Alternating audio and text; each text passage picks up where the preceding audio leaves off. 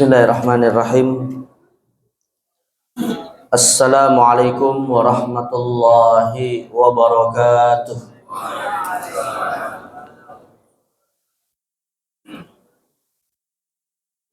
Alhamdulillahi rabbil alamin. Alhamdulillahilladzi hadana li hadza wa ma kunna linahtadiya laula an hadana Allah. Asyhadu an la ilaha illallah wahdahu la syarika lah.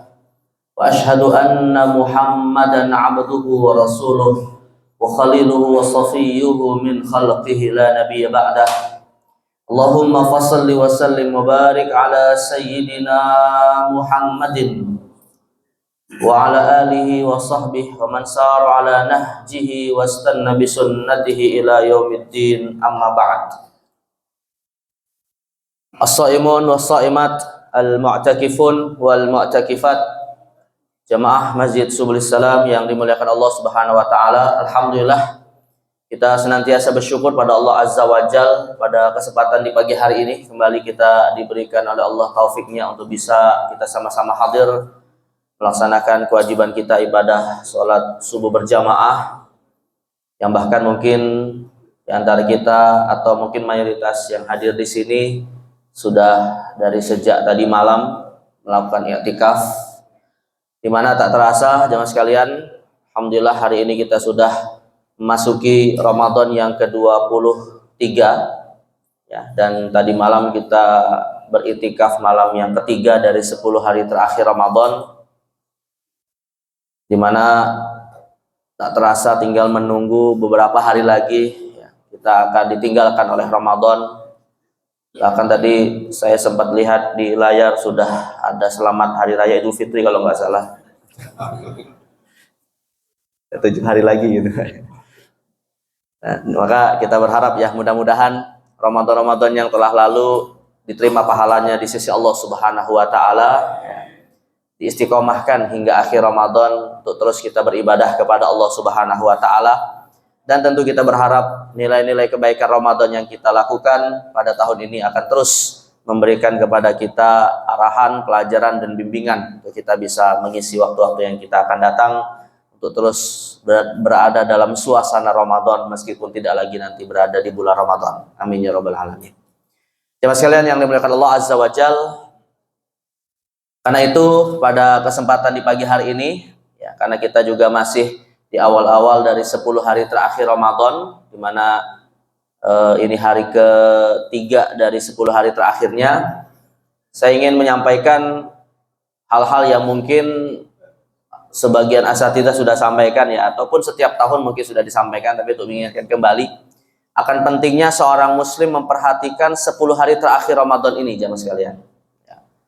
Jadi 10 hari terakhir ini merupakan 10 hari yang istimewa, yang bahkan sebagian ulama ada yang mengatakan keistimewaannya itu lebih daripada 10 hari di awal bulan Dzulhijjah. Padahal Allah Subhanahu wa taala bersumpah dengannya di dalam surah Al-Fajr, wal fajri walayalin ashr ya, demi 10 hari di awal bulan Dzulhijjah. Maka ada sebagian ulama yang mengatakan 10 hari terakhir ini adalah 10 hari yang istimewa, yang tentunya bagi seorang muslim tidak boleh diabaikan, tidak boleh disia-siakan, tidak boleh dianggap 10 hari ini adalah 10 hari yang biasa-biasa saja ya, dilewati begitu saja tanpa ada peningkatan dari kualitas ibadah kita kepada Allah Subhanahu wa taala. Nah, salah satunya pengkondisian yang Nabi SAW ajarkan di 10 hari terakhir ini adalah Nabi mengundang kita untuk kemudian melakukan i'tikaf. Sembari beliau bersabda, man kana i'takafa falya'takif ma'i fil ashril awakhir. Barang siapa mau beriktikaf, maka hendaknya beriktikaf bersamaku, kata Nabi SAW, di 10 hari terakhir Ramadan. Walaupun sebenarnya kan Pak, iktikaf itu kan bisa kapan saja kan, di luar Ramadan juga bisa iktikaf ya. Tapi 10 hari ini Nabi mengistimewakannya dan bahkan mengajak secara khusus. Nah, karena itu sekali lagi memperhatikan 10 hari terakhir ini menjadi hal yang penting. Setidaknya jemaah sekalian, nanti saya akan sampaikan juga Pak tentang masalah fikih iktikaf ya. Tapi setidaknya ada 3 alasan kenapa kita mesti memperhatikan 10 hari terakhir ini. Ya, ada 3 sebab kenapa kita harus betul-betul memanfaatkan 10 hari terakhir ini dengan sebaik-baiknya dalam ibadah kepada Allah. Yang pertama jemaah sekalian yang dimuliakan Allah, 10 hari terakhir ini istimewa karena teladan kita, ya, jalan keselamatan bagi kita nanti di akhirat menuju Allah mengistimewakannya, yaitu Nabi Muhammad Sallallahu Alaihi Wasallam. Jadi kalau kita merasa dan mengaku sebagai umatnya, lalu kemudian menganggap 10 hari ini adalah hari yang biasa saja, maka sungguh kita akan malu nanti kepada Nabi Muhammad Sallallahu Alaihi Wasallam karena beliau mengistimewakannya. Ya, bahkan Sayyidah Aisyah radhiyallahu anha Pak itu menceritakan bagaimana Nabi SAW mempersiapkan diri ketika memasuki 10 hari terakhir ini, ya, di mana beliau berkata, "Idza dakhalal ashru ahya lailahu wa aiqadha ahlahu wa jadda wa shadda mi'zarah." Nabi Muhammad Sallallahu Alaihi Wasallam itu kalau sudah memasuki 10 hari terakhir Ramadan, beliau hidupkan malam-malamnya dengan ibadah kepada Allah Subhanahu wa taala. Bahkan beliau membangunkan dan mengajak keluarganya untuk ikut beribadah. Dan digambarkan oleh Sayyidah Aisyah bagaimana kesungguhannya itu dengan suatu kiasan sampai beliau mengikat kuat ikatan mi'zarah, ya, ikatan celananya, yang menggambarkan bahwa beliau fokus ibadah, tidak lagi memiliki syahwat dunia. Nah, tetapi jemaah sekalian, tentunya ibadah Nabi Muhammad SAW ini, ya, itu semacam anjuran saja, ya, karena ada kata yang sangat penting disampaikan oleh Sayyidah Aisyah Pak dalam hadis yang tadi saya sebutkan. Beliau mengatakan ahya lailahu, menghidupkan malamnya dengan ibadah. Menghidupkan malam dengan ibadah itu Pak, atau yang juga disebut dengan ihyaul lail, ini mengisyaratkan bahwa ibadah di 10 hari terakhir Ramadan ini sifatnya umum. Tidak mesti dalam bentuk ibadah-ibadah khusus. Ya, bahkan tidak harus misalnya i'tikaf, tidak harus qiyamul lail, ya. Karena setiap ibadah itu apapun bentuknya, selama itu tentu disyariatkan dan juga tidak bertentangan dengan syariat, maka dia masuk kategori ihyaul lail. Maka tentu kadang jamaah sekalian, kita juga jangan mengukur orang lain itu dengan ukuran ibadah kita, Pak. Kita mungkin, ya, yang bisa jadi tidak harus disibukkan dengan pekerjaan kita, ya. Kemudian kita juga secara finansial mungkin cukup gitu kan. Mungkin bisa Pak kita iktikaf 10 hari terakhir Ramadan. Ya, tapi jangan kita mengukur orang lain yang nggak seperti kita, harus kita tuntut seperti itu. Ya, misalnya jamaah sekalian, ini apa petugas keamanan Pak yang setiap malam harus jaga pos. Apakah mereka kemudian mengisi 10 hari ini dituntut juga iktikaf? Ya, jangan sampai, ya, karena nanti ada yang bertugas yang lain Pak. Apa itu yang bertugas yang lain? Maling. Jadi saat satpamnya malah itikaf, ya malingnya nggak itikaf. Itu kan jadi masalah gitu kan. Nah, jadi alhamdulillah Aisyah sendiri mengatakan ahya lailahu. Ya, ahya lailahu itu artinya menghidupkan malam dengan ibadah apapun bentuknya. Bisa jadi ada orang Pak mungkin dia ibadah kalau dalam bentuk sholat, dalam bentuk baca Quran dan seterusnya bisa jadi merasa berat. Tapi dia mudah ya mengeluarkan hartanya untuk bersedekah. Ya. Jadi maka ibadah ini intinya adalah apapun bentuknya kita dianjurkan menghidupkan malam-malam Ramadan yang terakhir ini dengan ibadah kepada Allah SWT. Bahkan mungkin ibu-ibu, wanita-wanita yang dalam kondisi haid nggak mungkin itikaf, nggak mungkin mereka sholat qiyamul lail, nggak mungkin mereka bahkan puasa Ramadan pun nggak boleh. Ya bagaimana mereka menghidupkan 10 hari terakhir Ramadan ini gitu kan?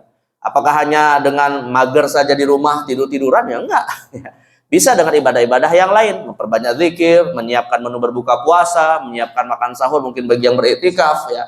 Nah, semuanya bentuk dari ihyaul lail, ya. Jadi bisa kita katakan Pak, setiap qiyamul lail adalah ihyaul lail, tapi tidak setiap ihyaul lail harus dalam wujud qiyamul lail.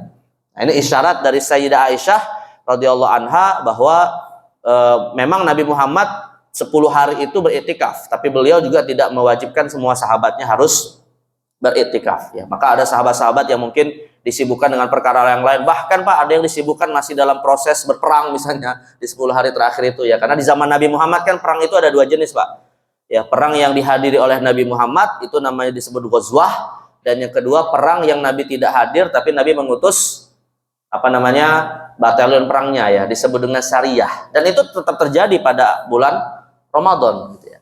Nah, jadi sekali lagi kita manfaatkan maksimal ibadah di 10 hari terakhir ini apapun bentuknya yang bisa kita lakukan, Ya agar paling tidak jamaah sekalian nanti ketika kita bertemu dengan Nabi Muhammad SAW di surga, ini kita tidak malu wajah kita ini ketika bertemu dengan Nabi. Karena Nabi saja yang sudah diampuni dosa-dosanya, Nabi saja yang sudah dijamin masuk surga, memperhatikan 10 hari terakhir ini, apalagi kita yang belum dapat jaminan apa-apa. Ya. Ini yang pertama. Dan insya Allah Pak, kita semua yang hadir di masjid ini, mudah-mudahan ini menjadi bagian dari kita menghidupkan 10 hari terakhir ini dalam ibadah kepada Allah. Yang kedua, jemaah sekalian, alasan yang kedua ya, kenapa kita harus memperhatikan 10 hari terakhir Ramadan ini? Alasan yang kedua, Bapak Ibu sekalian, karena 10 hari ini, khususnya di malam harinya, adalah malam-malam yang Nabi menginformasikan sangat potensial untuk turunnya Lailatul Qadar. Kata Nabi SAW dalam hadis riwayat Imam Bukhari dan Muslim, taharrau Lailatul Qadari fil witri minal ashril awakhir. Carilah dengan sungguh-sungguh Lailatul Qadar itu pada malam-malam ganjil di 10 hari terakhir Ramadan. Nah, jadi maka ketika kita tahu jamaah sekalian bahwa Lailatul Qadar itu diinformasikan oleh Nabi, potensi besarnya terjadi di 10 hari ini, ya tentu kita berusaha untuk mendapatkannya. Ya. Bahkan Nabi SAW mengatakan, Pak, man harama khairaha faqad hurim. Barang siapa tidak mendapatkan kebaikannya, maka sungguh dia telah merugi. Nah, dan itu berpotensi terjadi pada 10 hari terakhir dan lebih spesifik lagi pada malam-malam ganjil. Ya, tapi ya sesungguhnya Pak, kita tidak usah juga membeda-bedakan antara malam ganjil atau malam genap. Ya, karena kata Imam Ibnu Hajar Asqalani, Lailatul Qadar itu Pak, memang Nabi mengatakan potensi besarnya di malam ganjil, tapi tidak menutup kemungkinan terjadi pada malam genap. Ya, maka kita memanfaatkan setiap malam dalam ibadah kepada Allah tanpa membedakan mana ganjil mana genap ya. Cukuplah Pak, ganjil dan genap itu di jalanan Jakarta saja ya. Nah, kalau kita ibadah nggak usah beda-bedain. Nah, jadi karena sekarang kan nanti malam genap ya, malam keempat kan. Nah, tetap itikaf jalan gitu, jangan milih-milih ganjil genap gitu ya. Apalagi kalau misalnya Pak awal Ramadan sudah berbeda, nah, ini repot ini. Tapi alhamdulillah sih kan antara Muhammadiyah sama pemerintah kan sama ya awal Ramadan ya. Betul Pak ya. Jadi kalau seandainya berbeda kan nanti ganjilnya ganjil versi siapa Pak? Bisa beda nanti kan, bisa versi yang lebih awal atau versi yang mundur gitu. Tapi di sisi yang lainnya Mas sekalian, cara menghitung 10 hari terakhir Ramadan juga Pak, para ulama kebanyakan mengatakan termasuk 4 mazhab, dihitungnya dari awal Ramadan, bukan dihitung dari akhir Ramadan. Artinya kalau seandainya nanti akhir Ramadannya bisa jadi antara 29 atau 30 hari, itu tidak mempengaruhi penghitungan 10 hari terakhirnya itu dari awal Ramadan. Kan kalau seandainya Pak Ramadan itu tanggal 2, seandainya Ramadan itu cuma 29 hari, berarti kan 10 hari terakhirnya cuma 9 hari gitu kan. Nah, itu tidak berpengaruh. Ya, jadi hitungan dari mana kita menghitung malam ke-21 sampai terakhir itu dari sejak awal Ramadan. Ya, karena kita juga belum tahu Pak ini apakah nanti ada kesepakatan atau tidak nih antara pemerintah dengan Muhammadiyah tentang akhir dari Ramadan ini. Yang pastinya Pak semuanya sepakat ya 1 Syawal itu Idul Fitri ya. Nah, masalah kapannya itu kita tunggu aja sidang isbatnya kapan terjadi. Tapi kemungkinan besar Pak, kemungkinan besar mudah-mudahan sama ya. Karena tidak mungkin pemerintah itu lebih mundur daripada Muhammadiyah ya. Kalau lebih mundur berarti 31 hari kan mustahil ya. Nah, karena Ramadan itu antara 29 sampai 30 gitu ya. Tapi sangat jarang terjadi Pak, pemerintah kita lebih awal daripada Muhammadiyah gitu ya. Sangat jarang gitu. Jadi sangat jarang gitu ya. Biasanya seringkali kan mundur gitu kan. Seringkali 1 hari lebih mundur daripada hisabnya Muhammadiyah ya.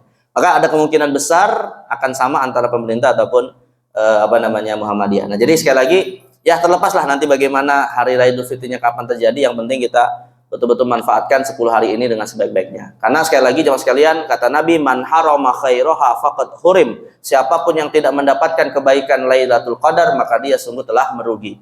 Sebenarnya jemaah sekalian, sebenarnya Pak, semua manusia itu pasti dapat Lailatul Qadar. Pasti Pak, semua manusia pasti dapat Lailatul Qadar. Yang jadi masalah ketika Lailatul Qadar itu datang, kita lagi ngapain Pak? Nah, itu yang jadi masalah. Benar nggak Pak? Pasti Lailatul Qadar itu turun ya, karena Allah tegaskan dalam Al-Quran, inna anzalnahu fi lailatul qadar. Semua ulama sepakat Lailatul Qadar itu setiap tahun pasti datang. Masalahnya ketika Lailatul Qadar itu datang, kita lagi ngapain? Nah, itu jadi masalah. Ya, apakah kita lagi ngorok gitu kan? Apakah kita lagi main Mobile Legend? Apakah kita lagi nonton drakor? Nah, itu atau malah kita beribadah kepada Allah Subhanahu wa taala. Pasti kita dapat, Pak. Hanya saja yang jadi masalah itu tadi, apa yang harus kita lakukan pada malam Lailatul Qadar itu. Ya, tentunya bagi orang yang beriman dia berusaha untuk bisa mendapatkan kebaikannya dengan ibadah kepada Allah Subhanahu wa taala. Bayangkan nilai pahalanya saja berapa, Pak? Nilai pahala orang yang beribadah di malam Lailatul Qadar. 1000 bulan. Atau biasanya dikonversi ke 83 tahun. Saya katakan, Pak, kurang tepat. Nggak senilai itu, Pak. Nilainya adalah unlimited, tak terbatas. Kenapa saya katakan unlimited tak terbatas, Pak? Karena Allah mengatakan khairun min alfi syahr. Lebih baik daripada 1000 bulan. Bukan setara dengan 1000 bulan, lebih baik. Jadi kalau saya misalnya analogikan, Pak, saya punya rekening di bank nilainya lebih daripada 1 miliar. Berapa tabungan saya, Pak?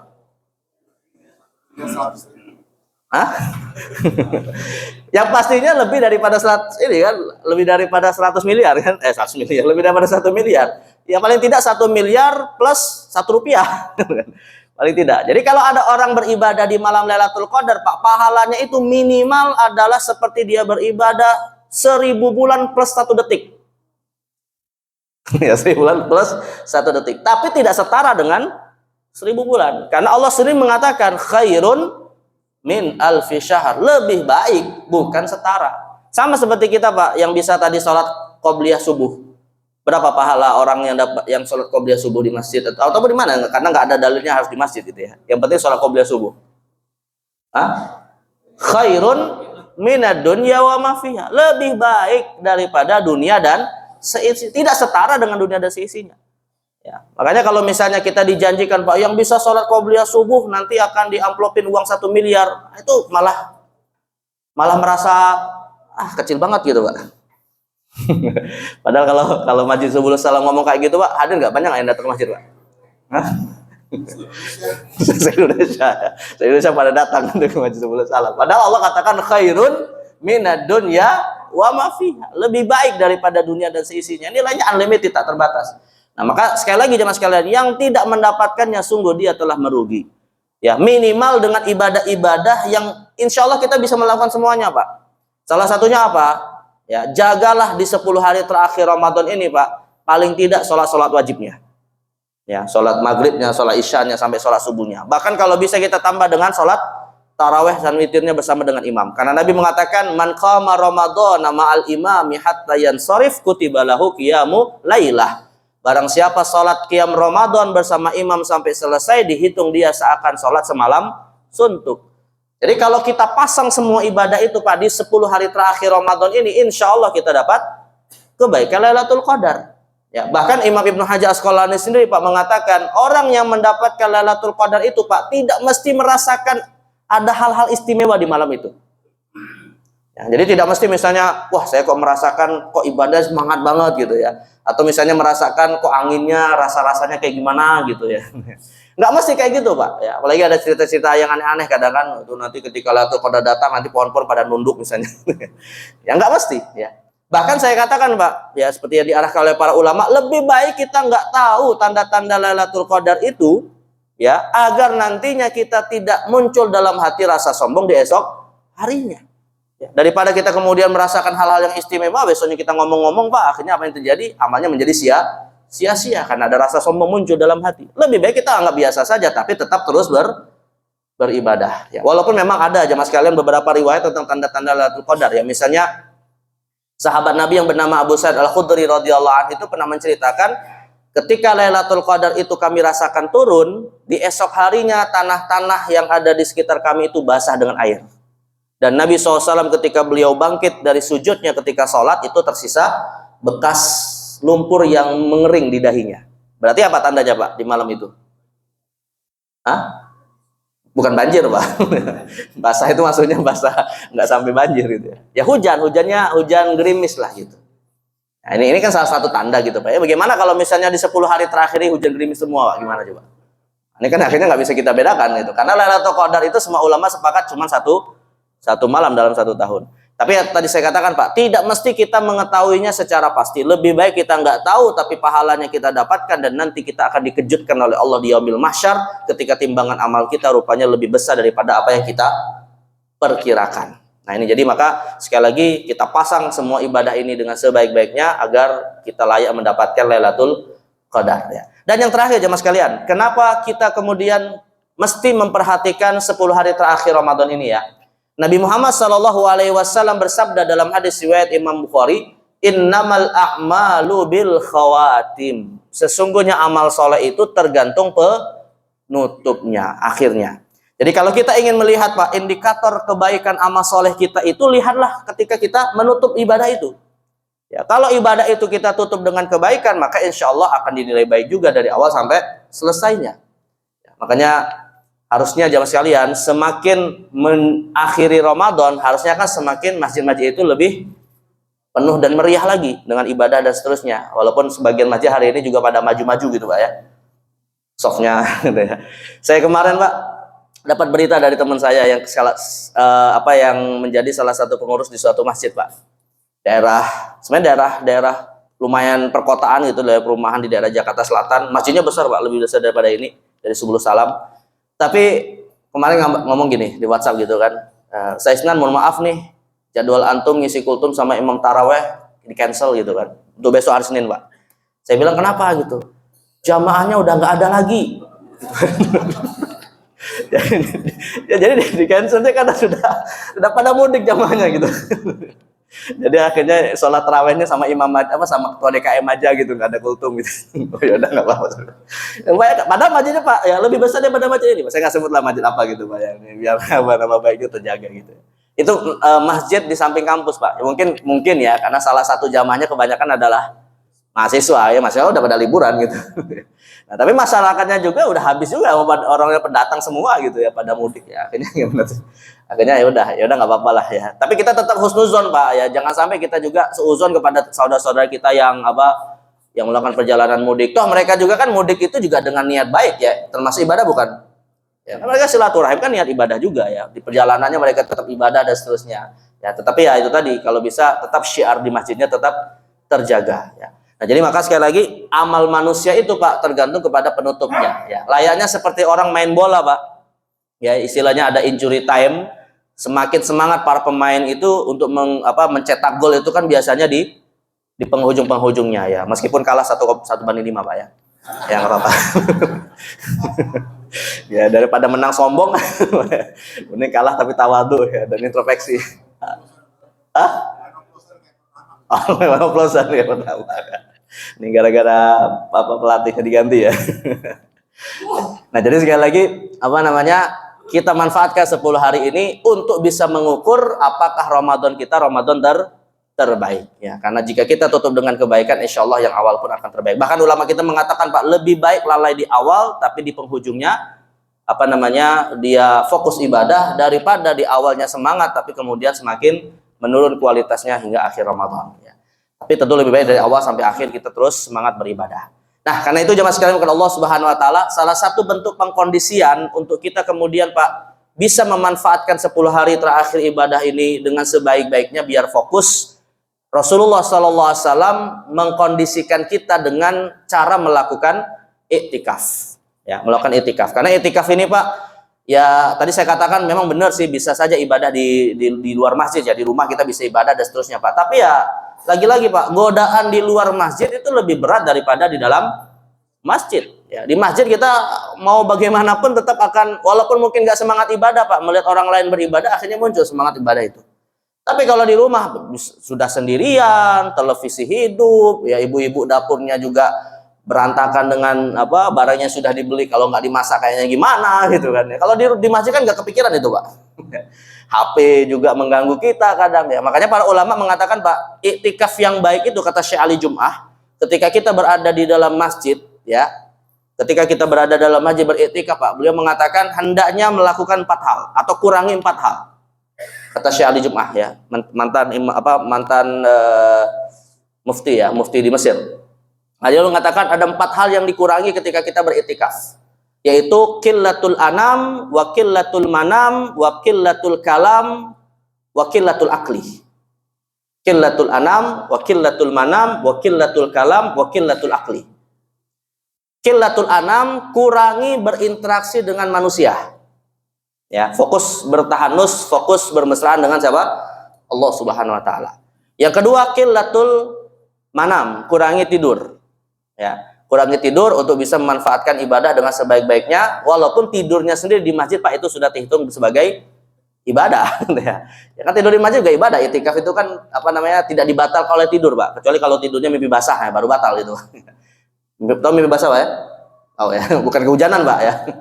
Nah, jadi tidur itu termasuk terhitung ibadah kalau di masjid karena kita beriktikaf. Dan yang ketiga, qillatul kalam, sedikit berbicara. Kecuali Pak, kalau pembicaraan itu kata Allah Subhanahu wa taala, la khaira fi katsirin min najwahum illa man amara bi sadaqatin au ma'rufin au islahim bainan nas. Kecuali kalau pembicaraan ini tadi bermaksud untuk melakukan 3 hal, maka itu lebih utama daripada kita diam. Kata Allah SWT, tidaklah banyak kebaikan terjadi dalam ucapan-ucapan manusia di antara mereka kecuali dalam rangka melakukan 3 hal. Mengajak orang untuk bersedekah, atau mengajak orang berbuat ma'ruf, dan yang ketiga memperbaiki permusuhan di antara sama saudara. Nah, jadi maka kalau kita kemudian di dalam iktikaf di masjid Pak, kemudian ngomongin hal-hal yang ngalur ngidul kemana-mana nggak jelas, biasanya Pak berpotensi malah jatuh kepada hal yang haram ya, atau paling tidak sesuatu yang makruh karena sia-sia. Haram itu apa misalnya Pak? Akhirnya ngomongin orang, ya, gibahin pemerintah, gibahin apa?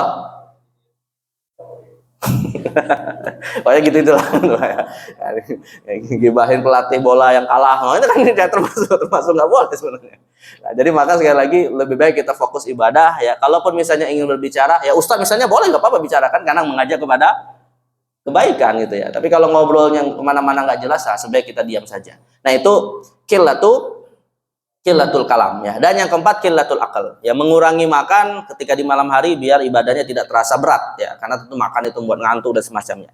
Nah jadi 4 hal ini menjadi salah satu cara agar kita bisa fokus ibadah. Nah sekarang kita masuk jemaah sekalian ke dalam fikih iktikaf ya. Jadi ketika kita beriktikaf Pak, kita harus tahu ilmunya agar kemudian iktikaf kita juga sempurna ya. Paling tidak minimal sudah sah secara aturan syariat. Nah, iktikaf itu Pak didefinisikan oleh para ulama seperti Imam Ibnu Qudamah dalam kitab Al-Mughni sebagai al-muktsu fil masjidi biniyatin makhsusah. Ibadah yang wujudnya adalah berdiam diri di dalam masjid dengan niat yang khusus. Ya. Nah, dari definisi ini Pak, nanti kita bisa simpulkan rukun iktikaf itu ada 3. Rukun iktikaf itu ada 3, yaitu an-niyatu wal mu'takifu wal mu'takafihi. Jadi niat rukun iktikaf itu ada 3. Yang pertama adalah niat. Ya, jadi kita masuk ke dalam masjid itu ketika ingin beriktikaf harus berniat. Sudah niat Pak ketika masuk masjid iktikaf? Ini kadang-kala kalau misalnya kita nggak niat dari rumah, ini masuk masjid begitu aja untuk sholat aja sekedar gitu ya. Jadi kita niatkan setiap kali masuk masjid itu berniat iktikaf, meskipun hanya beberapa saat Pak. Karena mayoritas ulama berpendapat batasan waktu untuk iktikaf itu tidak ada batas minimal dan maksimal. Ya, yang membatasi waktu iktikaf itu Pak minimal 1 hari 1 malam itu mazhab Maliki. Jadi kalau seandainya jemaah sekalian ada orang bernazar Pak ya, misalnya ada orang bernazar, saya bernazar akan mau iktikaf di bulan Ramadan.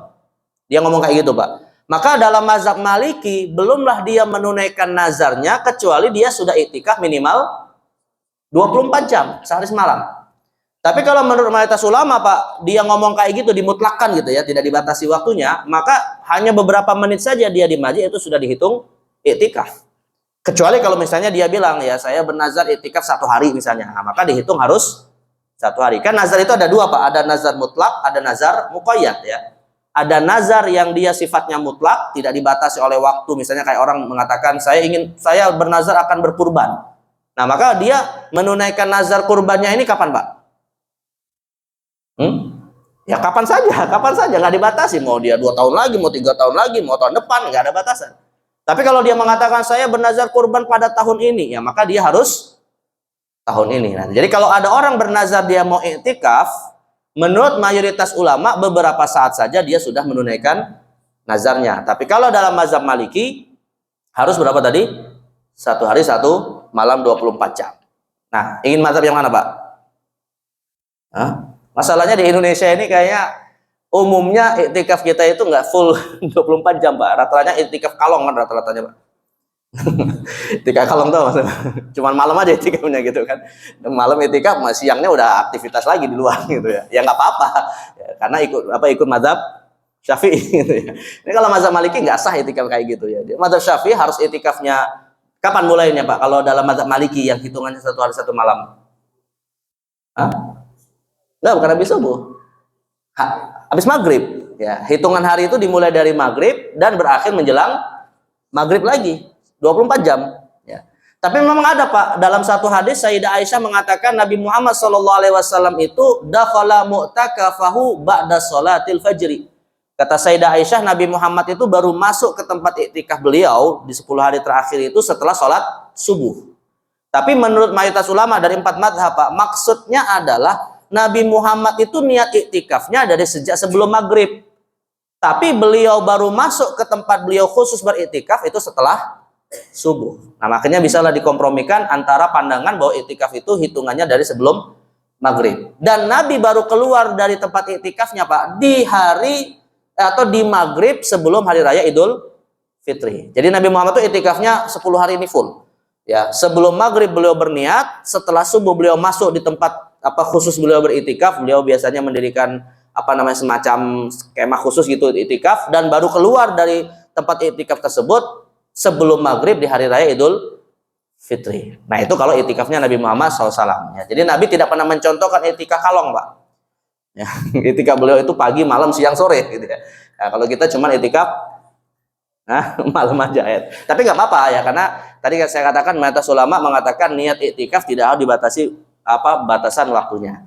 Nah, tapi di sisi yang lain, Pak, boleh nggak ada orang misalnya, Pak, saya mau niat iktikaf tapi ada niatan lain selain iktikaf. Misalnya apa? Saya mau niat iktikaf ya sekaligus mau numpang tidur di Masjid Subul Salam karena AC-nya adem. Boleh nggak kayak gitu? Atau saya mau niat iktikaf ya sekaligus numpang tidur di masjid karena lagi marahan sama istri di rumah. Istrinya malah ngusir. Boleh nggak iktikaf kayak gitu, Pak? Niatnya kayak gitu? Hah? Boleh nggak? Atau misalnya saya mau niat iktikaf sekaligus mau nyari jodoh. Bisa jadi, Pak, nyari jodoh di sini maksudnya bukan untuk dirinya, Pak, untuk anaknya maksudnya gitu ya. Kan namanya orang kalau nyari jodoh, Pak, lebih baik di jalan atau di masjid? Orang kalau di masjid pasti ketemu orang soleh gitu, Pak, ya. Daripada di jalanan nggak jelas ya mending cari jodoh di masjid. Nah, akhirnya dia niatnya selain iktikaf juga mau ada maslahat yang lain ingin didapatkan. Jawabannya, Pak, niatan seperti ini tidak masalah. Tidak melanggar syariat. Selama dengan catatan ya, unsur tidak ibadahnya itu tidak melanggar syariat. Karena Allah Subhanahu wa taala berfirman di dalam Al-Qur'an di surah Al-Baqarah, "Laisa 'alaikum junahun an tabtaghu fadlam mir rabbikum." Tidak mengapa atas kalian ketika berangkat haji sekaligus bawa dagangan mencari karunia Allah. Nah, artinya Allah sendiri membolehkan, Pak, orang berangkat haji untuk ibadah tapi sekaligus niat untuk berdagang. Ya, maka kalau ibadah-ibadah lain kemudian kita juga tambahkan niat non ibadahnya selama itu tidak melanggar syariat, maka hukumnya boleh. Kita niat puasa Ramadan, Pak, sekaligus program diet untuk nurunin berat badan, boleh nggak? Nah, boleh saja. Ya, apalagi misalnya, Pak, niatnya kayak gini biasanya. Niat ibadah yang biasanya ada tambahan selain ibadah. Ya, ini contohnya kayak gitulah. Intinya atau Nabi SAW mengatakan, Pak, ketika para sahabat diperintahkan untuk berperang, man qatala qatilan falahu salabuh. Kata Nabi SAW, barang siapa berhasil membunuh musuhnya di medan perang, dia berhak mendapatkan harta yang dibawa oleh musuh tersebut. Artinya Nabi Muhammad memotivasi sahabat juga untuk mendapatkan kemaslahatan dunia, yaitu ghanimah, rampasan perang dan seterusnya. Padahal kita yakin, Pak, para sahabat pasti niatnya ikhlas berjihad di jalan Allah Subhanahu wa taala. Nah, jadi tidak salah kalau ada orang punya niatan seperti itu selama tidak melanggar syariat. Ya, kalau melanggar syariat nggak boleh, Pak. Misalnya gini, saya mau niat iktikaf sekaligus mau nyolong kota amal masjid. Nah, nggak boleh, Pak. Kalau niatnya ada kayak gitu, jelas itu merusak niat ibadahnya. Ya. Baik, yang pertama adalah niat. Dan niat itu jamaah sekalian tidak mesti dilafatkan, cukup di dalam hati. Tapi kalau ingin dilafatkan silakan saja. Misalnya dengan mengatakan nawaitul i'tikafa fi hadzal masjidi lillahi ta'ala. Aku berniat iktikaf di masjid ini lillahi ta'ala. Tidak mesti menyebut nama masjidnya apa, Pak. Karena bisa aja lupa nama masjidnya apa. Jadi intinya dia niat di masjid tersebut. Yang kedua, jemaah sekalian, rukun iktikaf yang kedua adalah al-mu'takif, orang yang beriktikaf. Ya. Jadi iktikaf itu jemaah sekalian dilakukan oleh seseorang yang memang dia dapat pahala dengan ibadah iktikafnya. Nah, sebenarnya Pak, yang beriktikaf di dalam masjid itu bukan hanya kita manusia Pak, tapi juga termasuk bangsa jin. Ya, wa ma khalaqtul jinna wal insa illa liya'budun. Sesungguhnya manusia dan jin itu diciptakan untuk dia beribadah. Lah, tapi bukankah jin itu diikat, dirantai di bulan Ramadan? Ya.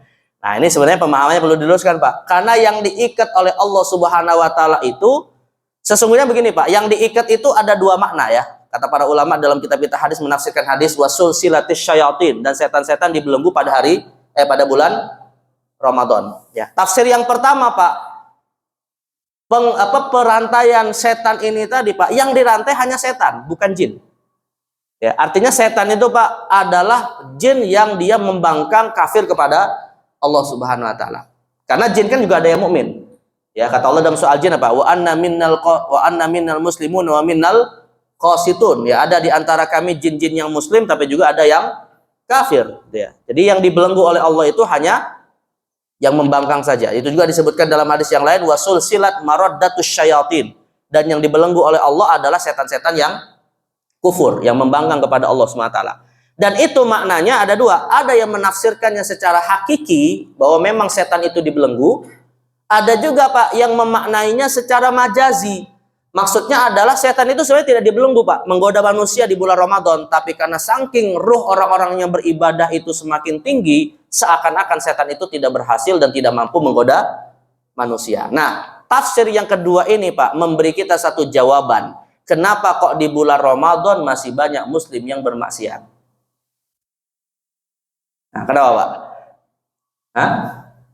Karena tadi saya katakan Pak, setan itu pada dasarnya tidak dirantai atau tidak dibelenggu, ya. Tapi ini semacam kiasan bahwa mereka tidak mampu menggoda seseorang yang bisa fokus ibadah di bulan Ramadan. Tapi kalau memang di awal niatnya tidak mau beribadah, ya mudah bagi setan untuk menggoda siapapun. Makanya kita masih dapati Pak di bulan Ramadan ini muslim tapi dia tidak puasa, muslim tapi dia juga bermaksiat. Atau bisa jadi Pak sifat kesetanannya berpindah. Ya, dari setan yang seringkali kita sandarkan kepada jin, akhirnya pindah kepada manusia itu sendiri. Alladzi yuwaswisu fi sudurin nas minal jinnati wan nas. Jadi setan itu Pak bisa melekat pada jin, bisa melekat pada manusia. Ya, jadi kalau ada manusia yang bermaksiat, ya misalnya mau sholat berjamaah ke masjid gitu kan, istrinya melarang, udahlah di rumah aja lah sholatnya, ngapain ke masjid? Maka istrinya jadi setan. Tapi jangan panggil lu setan jauh ya. Jadi itu sifatnya. Karena setan itu sifat Pak, bukan makhluk ya. Setan itu sifat ya, bukan makhluk yang yang diciptakan ya.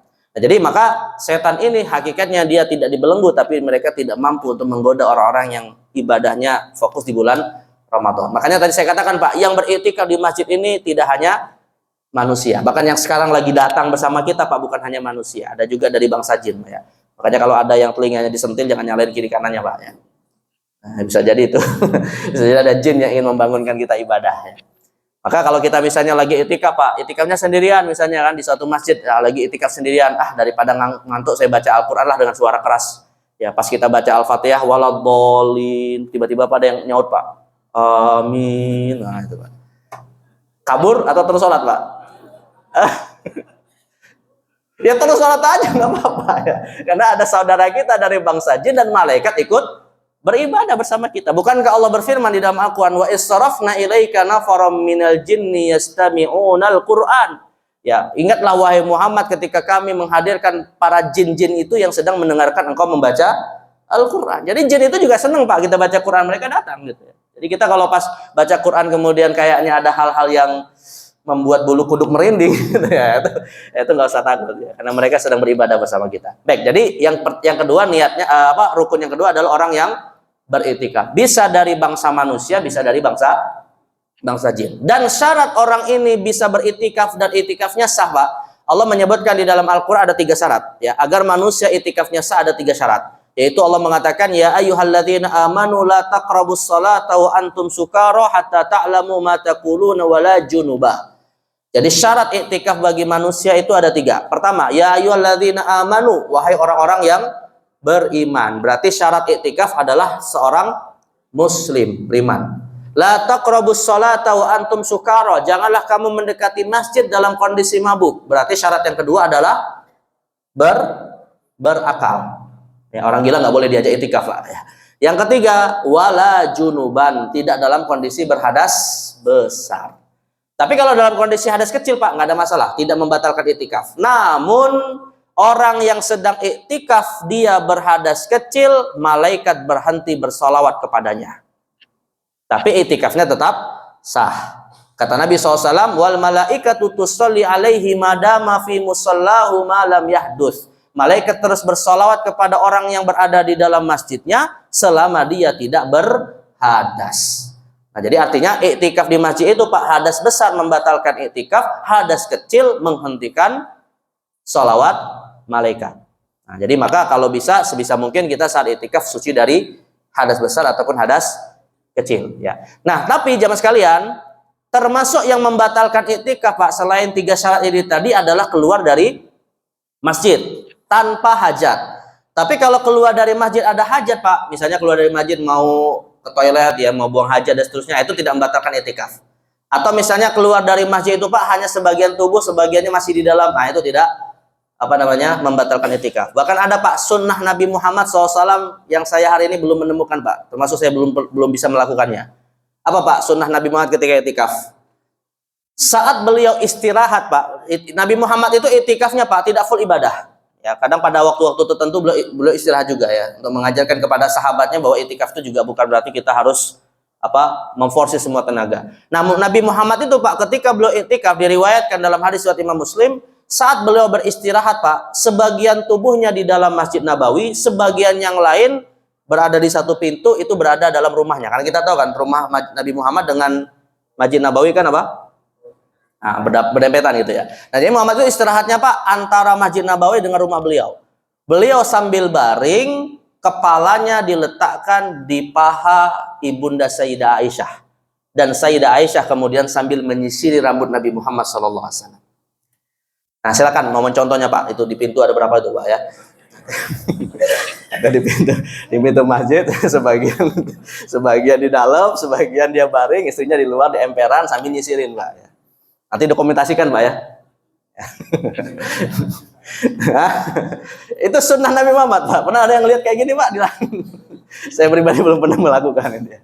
Tapi Nabi melakukan hal itu gitu. Nah, ini menunjukkan kepada kita bahwa Nabi Muhammad juga saat ibadah beliau bisa beristirahat, bahkan bisa bermesraan dengan istri beliau ya, selama tidak berlebihan dan tidak melanggar syariat ya. Baik, yang ketiga Pak. Kita tutup di sini ya. Rukun iktikaf yang ketiga adalah apa? Kata Allah Subhanahu wa taala, wa antum aakifuna fil masajid. Engkau melakukan iktikaf di masjid. Jadi rukun iktikaf itu adalah iktikaf ini harus di satu tempat khusus namanya masjid ya. Jadi boleh nggak Pak iktikaf di rumah? Boleh nggak iktikaf di pasar? Boleh nggak Bu iktikaf di rumah? Boleh, tapi tidak sah. Ya, nah, iktikaf itu artinya apa Pak? Iktikaf itu kan artinya berdiam diri di suatu tempat. Boleh nggak di rumah? Boleh, tapi tidak sah sebagai ibadah. Saya kemarin ditanya Pak oleh seseorang, Ustaz, ini kalau misalnya ada tentara misalnya ya, dia di bulan Ramadan pengen iktikaf, tapi nggak bisa karena nggak ada masjid, jadi dia iktikafnya di hutan misalnya, boleh nggak itu? Kan yang penting fokus ibadah di hutan gitu kan, daripada ngurusin RUU TNI kan. Jadi dia fokus di hutan, jaga perbatasan. Nah itu sudah dihitung iktikaf nggak gitu kan? Yang penting kan fokus ibadah gitu.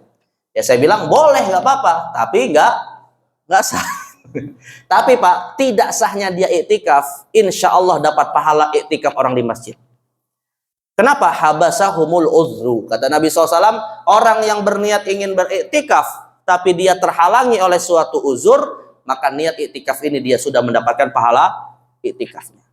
Makanya ajarkanlah Pak kepada para penjaga keamanan kita di satpam-satpam yang mereka nggak bisa iktikaf di masjid. Ya, ajarkan kepada mereka, niatkan beriktikaf meskipun mereka tidak bisa beriktikaf. Karena dengan niat tersebut maka terhitung mereka sesungguhnya sudah dapat pahala orang yang beriktikaf. Dan kita Pak, yang ngajarin ilmu itu juga akan dapat pahala apa yang mereka lakukan. Coba, silakan kalau nanti ditanyakan Pak kepada para satpam kita, ada nggak mereka niat iktikaf Pak di hatinya? Hah? Siapa yang dekat sama penjaga keamanan di sini? Kalau misalnya ada yang dekat, sampaikan aja gitu kan, biar mereka berniat, bukan hanya sekedar menjaga keamanan. Tapi yang muslim Pak ya, kalau non muslim nggak usah diajarin. Nah, jadi sekali lagi di dalam masjid. Nah, saya tutup jamaah sekalian, masjid ini Pak, pertanyaannya adalah sah nggak iktikaf di musola Pak? Tadi kita bilang kan boleh ya Pak. Ini sekarang kita ngomong sahnya ya. Sah nggak iktikaf di musola? Sah nggak di musola Pak? Sebelum ngomong sah Pak, apa makna musola? Tempat sholat. Tapi definisi tempat sholat atau musola seperti disebutkan dalam kitab fikih itu apa? Nabi SAW Pak, dalam hadis riwayat Imam Bukhari diceritakan oleh Jabir bin Abdullah, ya, kharajan Nabiyyu sallallahu alaihi wasallam li sholatil Idi fil musalla. Kata Jabir bin Abdullah, Nabi Muhammad itu keluar menuju tempat sholat Idul Fitri di musola. Berarti musola apa maknanya Pak? Tempat sholat kayak gimana Mas? Nah, di Indonesia itu membedakan masjid kecil ya? Yang nggak dipakai untuk Jumatan. Artinya masjid yang tidak dipakai sholat Jumat ya? Itu definisi Indonesia Pak ya, bukan definisi hadis Nabi ya. Jadi kita ingin menghukumi sesuatu Pak berdasarkan apa yang ada dalam kitab-kitab hadis ya. Jadi tafsir musola itu Pak, memang kalau pemahaman kita kan masih kecil yang nggak dipakai sholat Jumat ya. Tapi definisi musola itu Pak, di dalam definisi hadis yang tadi saya sebutkan, Nabi Muhammad sholat Id di mana? Di musola, itu maksudnya adalah lapangan luas yang dipakai untuk sholat Id. Jadi kalau jamaah di sini kan kalau nggak sholat di lapangan bola ya. Maka lapangan bola itu Pak ketika dipakai untuk sholat Idul Fitri namanya musola. Jadi musola itu bukan masjid kecil. Ya tempat sholat dalam arti tempat sholat Pak yang sifatnya temporer saja. Ya, yang sifatnya sementara dipakai untuk kemudian dalam momentum tertentu saja. Itu namanya musola. Ya. Tapi kalau ada tempat sholat Pak konsisten dipakai sholat 5 waktu berjamaah meskipun tidak dipakai sholat Jumat, itu namanya disebut masjid. Kalau dia kemudian bertambah fungsinya Pak dipakai juga untuk sholat Jumat, namanya disebut jami. Nah, jadi maka musola-musola atau masjid-masjid kecil yang ada di beberapa perumahan itu Pak, itu bukan musola kalau dalam definisi fikih, namanya disebut masjid. Artinya Pak, kalau kita tanya kepada masalah sahkah iktikaf di masjid-masjid kecil ini tadi, ya sah. Ya. Tapi kalau ada orang saya mau iktikaf di musola Pak, pasang kemah di lapangan bola, sah nggak? Nggak sah. Kenapa? Karena itu bukan masjid. Kecuali dalam kondisi darurat Pak, seandainya masjid yang ada itu kemudian tidak bisa menampung jamaah sampai ke lapangan misalnya. Nah itu maka itu kondisi darurat bisa dipakai untuk iktikaf. Tetapi kalau misalnya masjid saja masih menampung, maka tidak sah iktikaf di lapangan. Nah, jadi musola itu definisinya bukan, jadi sederhana lagi Pak, musola itu tempat sholat yang dipakai pada momentum tertentu. Ya, artinya kan ketika sekarang ini Pak, belum dipakai sebagai tempat sholat kan, nah maka nggak sah sebagai iktikaf. Tapi kalau masjid-masjid kecil Pak, walaupun kita sebut musola, hukumnya dia adalah masjid. Yang penting konsisten dipakai sholat 5 waktu. Tapi kalau tidak konsisten dipakai sholat 5 waktu Pak, namanya tetap musola meskipun bangunannya kayak masjid. Misalnya kayak di mall, di rest area misalnya ya. Mall kan ada juga tuh tempat-tempat sholat, tapi kan nggak dipakai secara konsisten. Tapi yang agak membingungkan tuh begini Pak, ada masjid-masjid yang mungkin besar, bahkan ada kubahnya dan seterusnya, tapi di perkantoran Jakarta Pak, pas hari Jumat tanggal merah nggak ada sholat Jumat. Itu kayak misalnya saya rutin ngisi kajian sebulan sekali di Masjid Solahuddin tuh Pak, di DJP Pusat Gatot Subroto. Masjidnya besar sekali Pak. Ya, tapi saya tanya, kalau hari Jumat nggak ada sholat Jumat nggak? Ya, kalau tanggal merah maksudnya?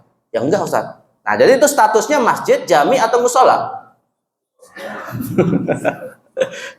Kalau subuh juga nggak ada yang sholat di situ, gitu kan? Karyawan belum pada datang. Nah, subuh kadang nggak ada yang sholat ya, kecuali mungkin ada satpam atau apa ya, security mungkin sholat di situ gitu. Nah maka dalam kondisi seperti itu Pak, sebenarnya kalau ditanya, akhirnya ada pertanyaan kan, sah nggak saya itikaf di situ?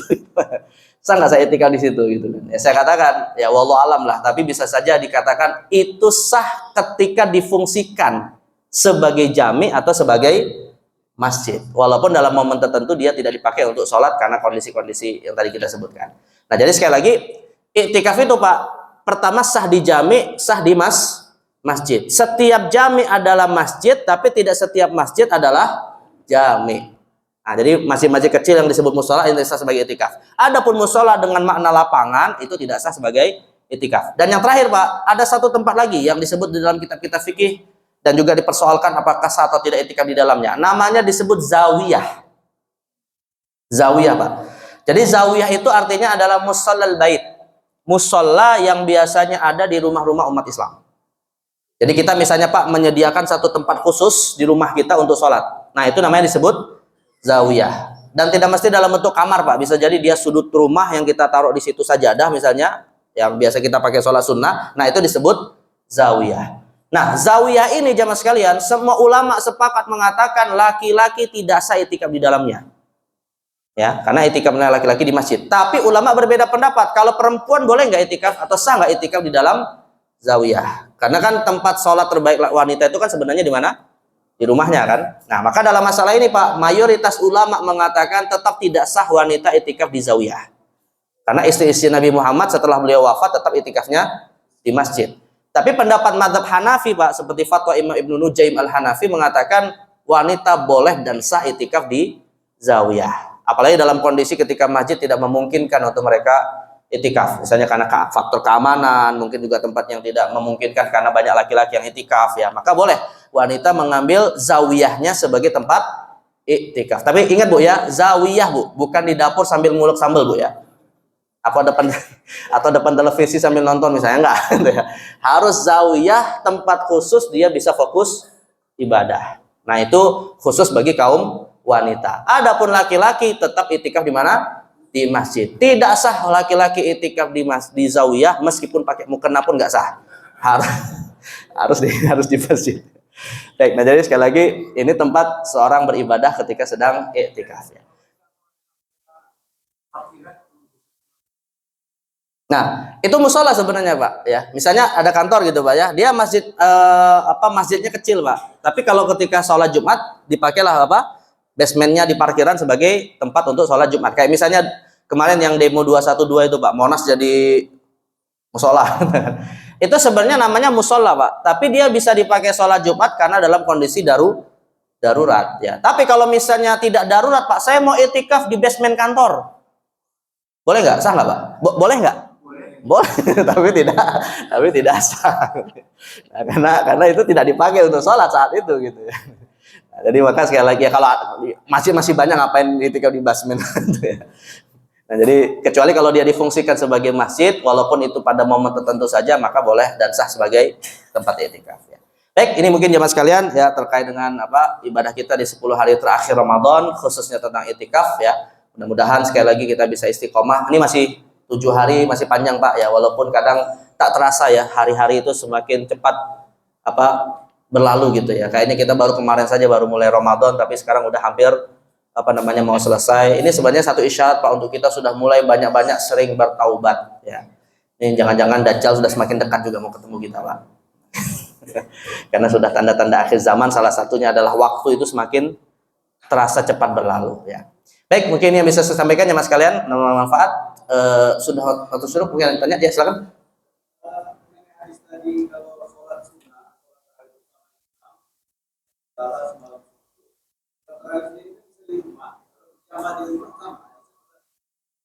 Kalau berjamaah di rumah gitu ya.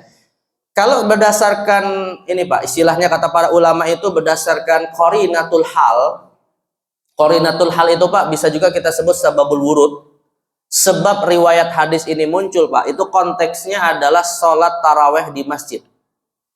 Ya, bukan di rumah. Karena kalimat ma'al imam, bersama dengan imam, itu biasanya terkait dengan sholat jamaah yang ada di dalam masjid. Makanya Nabi SAW mengatakan Pak, sholatul jama'ati tafdulu min salatihi fi baitihi wa fi suqihi khamsina darajah khamsa wa ishrina darajah. Salatnya seseorang berjamaah itu lebih utama 25 kali lipat daripada salatnya dia di rumah atau di pasarnya. Nah, kalimat fi baitihi wa fi suqihi, Pak. Kalimat di rumah dan di pasarnya ini kan mengisyaratkan salat jamaah yang berlipat ganda ini dilakukan di mana? Di masjid. Karena memungkinkan juga sesungguhnya orang salat berjamaah di rumah kan. Tapi kenapa Nabi membedakan antara di rumah dengan selain rumah dan mati di masjid gitu ya? Ini mengisyaratkan bahwa jamaah-jamaah yang mendapatkan kualitas pahala berlipat ini tadi kalau dilaksanakan di masjid. Apalagi ada hadis lanjutannya Pak yang mengatakan lam yahtu khutwah illa rufi'at lahu darajah wa hutta anhu sayyi'ah. Tidaklah dia melangkah menuju tempat itu kecuali diangkat derajatnya dan dihapus dosanya. Dan itu hanya bisa didapat kalau sholatnya di masjid.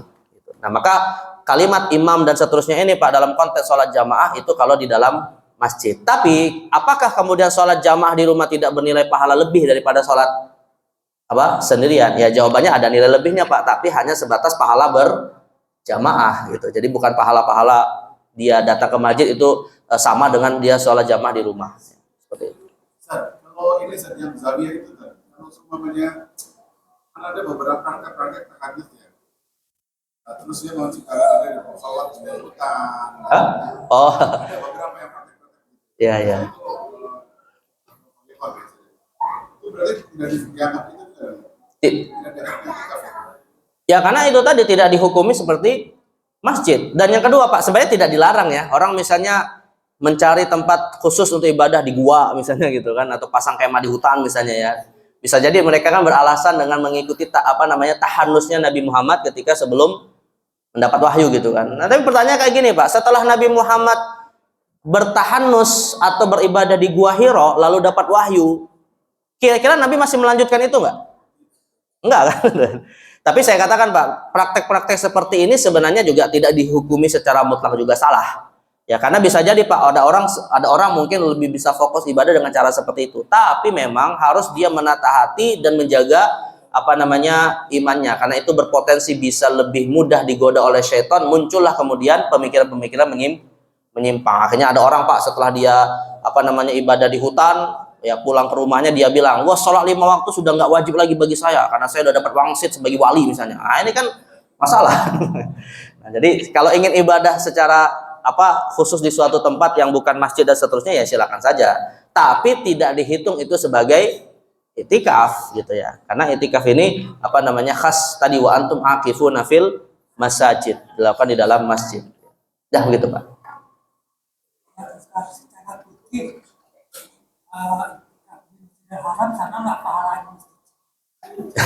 Jelas beda Pak. Jelas beda. Ya, kata Nabi SAW, sholat di Masjidil Haram itu nilainya 100.000 kali lipat daripada sholat di selain Masjidil Haram. Di Masjid Nabawi 1.000 kali lipat, di Masjidil Aqsa 500 kali lipat. Artinya, makanya Pak, salah satu nih Pak Febri ini yang sering jadi leader ya. Salah satu yang sebenarnya kurang bagus Pak, jamaah umroh ataupun jamaah yang hadir ke sana itu ya. Mereka ini memang bisa jadi dengar suara imamnya di Masjidil Haram Pak, tapi sholatnya di depan hotelnya. Ini nggak dapat itu fadilah sholat di Masjidil Haram, walaupun dapat fadilah sholat di Mekah gitu ya, tapi bukan Masjidil Haram. Jadi Masjidil Haram itu apa? Ya itu ya tadi wilayah yang disebut masjid gitu ya.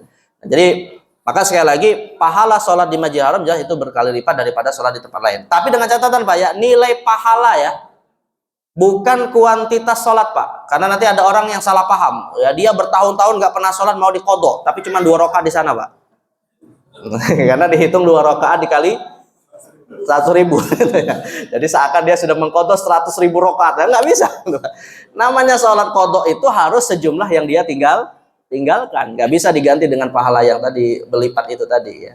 Nah, tapi kalau kita bisa melakukannya ya insya Allah pahalanya besar. Makanya orang berlomba-lomba di bulan Ramadan ini bisa umroh di Masjidil Haram. Ya begitu Pak. Cukup? Sudah jam 9? Cukup? Ini kan nggak ada sarapan pagi nih. Baik kalau ibu-ibu mungkin ada ya, cukup ya. Baik, mungkin ini yang bisa saya sampaikan, ya mudah-mudahan manfaat bagi kita semua. Dan sekali lagi kita berharap jemaah sekalian ya bisa istiqomah sampai akhir Ramadan nanti, dan ketika Ramadan meninggalkan kita, mudah-mudahan kita layak bisa mendapatkan ampunan Allah Subhanahu wa taala. Amin ya rabbal alamin. Baik, kita mari tutup dengan doa kafaratul majelis. Subhanakallahumma wa bihamdika asyhadu an la ilaha illa anta astaghfiruka wa atubu ilaik. Wa sallallahu ala sayyidina Muhammadin nabiyil ummi wa ala alihi washabihi wa baraka wasallam. Wassalamualaikum warahmatullahi wabarakatuh. Dah suruh ya? Ya, ini ya. Follow.